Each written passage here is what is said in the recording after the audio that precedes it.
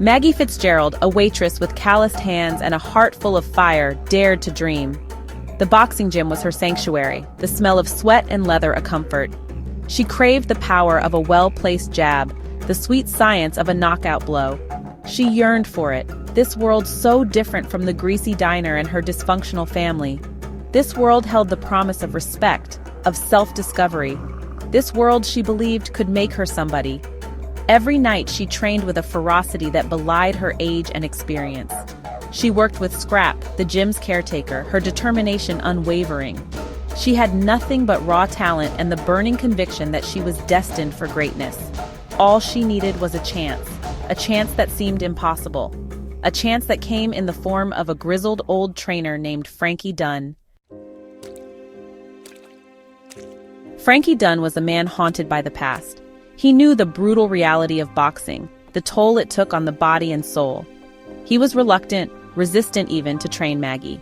He saw her age, a liability in a young fighter's game. He saw a woman in a man's world, a world that could chew her up and spit her out. He saw the potential for heartbreak, for his own demons to resurface. But Maggie was relentless. She refused to be ignored. She showed up every day, pushing herself harder, her spirit refusing to be broken. Frankie saw a glimmer of something special in her, a fire that mirrored his own lost passion. He saw her work ethic, her unwavering dedication.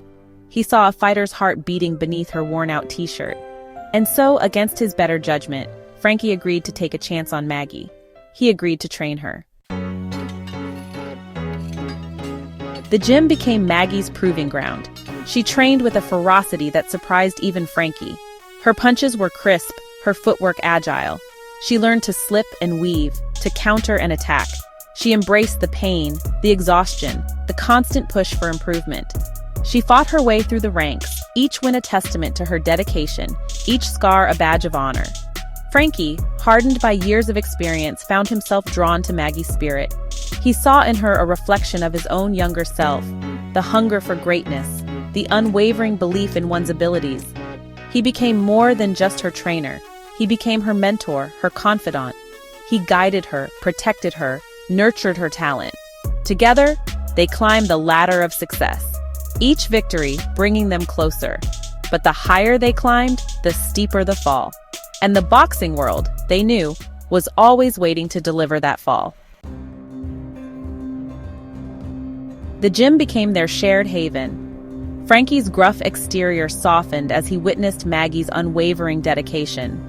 He saw in her a surrogate daughter, a chance to right the wrongs of his past.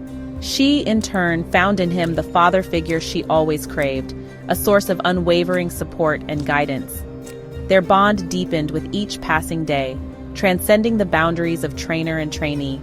They shared meals, stories, and silences filled with unspoken understanding. Frankie, haunted by his estrangement from his own daughter, poured his love and regret into Maggie's journey. She, in turn, offered him a chance at redemption, a chance to experience the familial love that had eluded him for so long. Section 5, The Blue Bear, a turning point. Maggie's career soared. She was a force to be reckoned with, her victories swift and decisive. Her name became synonymous with power, with an unyielding spirit. But the boxing world, like life itself, was full of unexpected turns. And in a fateful match against the ruthless Billy the Blue Bear, Maggie's world changed forever. The Blue Bear was notorious for her dirty tactics, her willingness to win at any cost.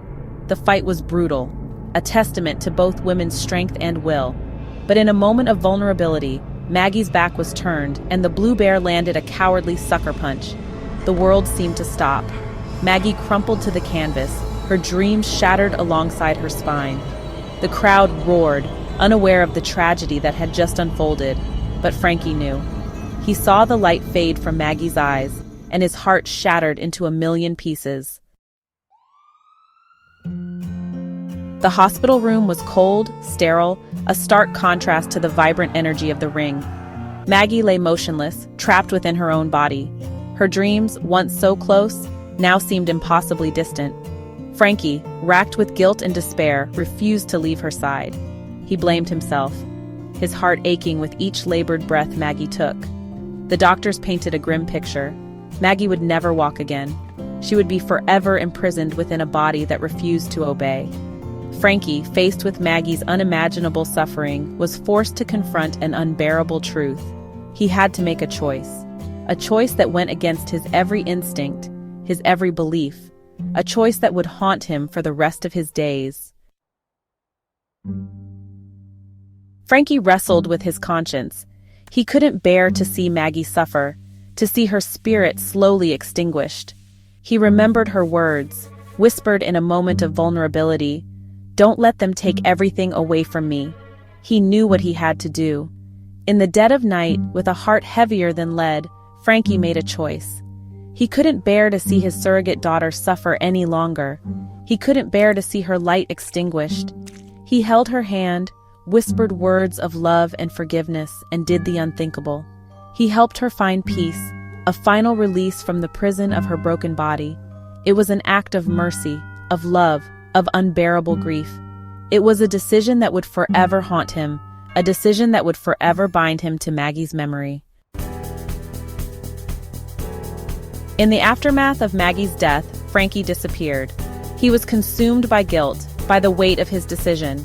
He sought solace in the quiet solitude of a remote town, seeking redemption that seemed forever out of reach. Meanwhile, Scrap, the gym's loyal caretaker, discovered a letter Frankie had written to his estranged daughter.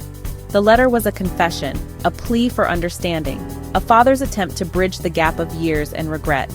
It spoke of Maggie, of her spirit, of the profound impact she had on his life. It spoke of Frankie's own failings, of his regrets, of his desperate need for forgiveness. The letter was a mirror reflecting the depths of Frankie's soul, his capacity for love, and the unbearable weight of his choices. Million Dollar Baby is not just a boxing movie.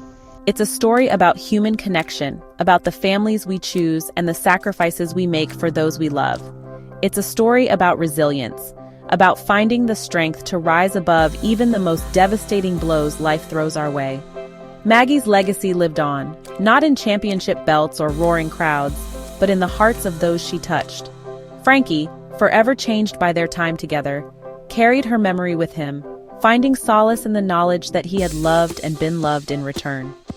Million Dollar Baby is a poignant reminder that sometimes the greatest victories are not won in the ring, but in the quiet moments of human connection, in the enduring power of love and sacrifice.